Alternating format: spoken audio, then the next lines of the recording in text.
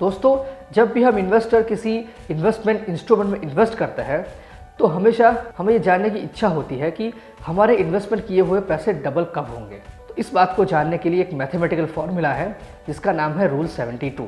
तो रूल 72 है T = 72 divided by rate of interest. तो मतलब अगर आपको जानना है कि आपका इन्वेस्टमेंट डबल कब होगा तो इस फॉर्मूले में आपके करंट इंटरेस्ट रेट को 72 से डिवाइड करना होगा। तो जो भी आपको टाइम मिलेगा करंट इंटरेस्ट रेट पर इन्वेस्टमेंट डबल होने का समय, फॉर एग्जांपल अगर आपका एग्जिस्टिंग इन्वेस्टमेंट का रेट ऑफ रिटर्न है 12%, तो इस फॉर्मूला के हिसाब से 72 डिवाइडेड बाई 12 = 6।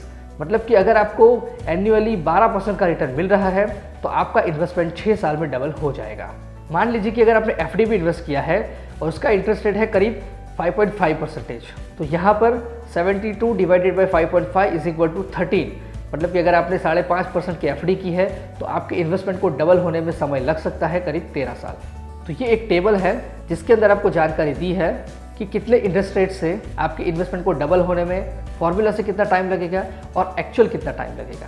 तो इस टेबल में पहली कॉलम है एनुअल इंटरेस्ट रेट, दूसरा है रूल 72 से समय और तीसरा है एक्चुअल नंबर ऑफ ईयर्स। तो अगर आपका इंटरेस्ट रेट 1% का है तो रूल 72 के हिसाब से आपको 72 ईयर्स लगेंगे आपके इन्वेस्टमेंट को डबल होने में, जबकि एक्चुअल में वो होते हैं 69.66 ईयर में। तो उसी तरह से अगर आपका 2% का इंटरेस्ट रेट है तो आपका पैसा डबल होगा 36 साल में और एक्चुअल होता है 35 साल में। 3% के लिए 24 और 23.45। उसी तरह से अगर आपने 10% से आपका रेट ऑफ रिटर्न है तो रूल 72 के हिसाब से आपका पैसा डबल होने में समय लगेगा 7.25 साल। अगर 50% है तो 1.5 साल और 1.25 साल।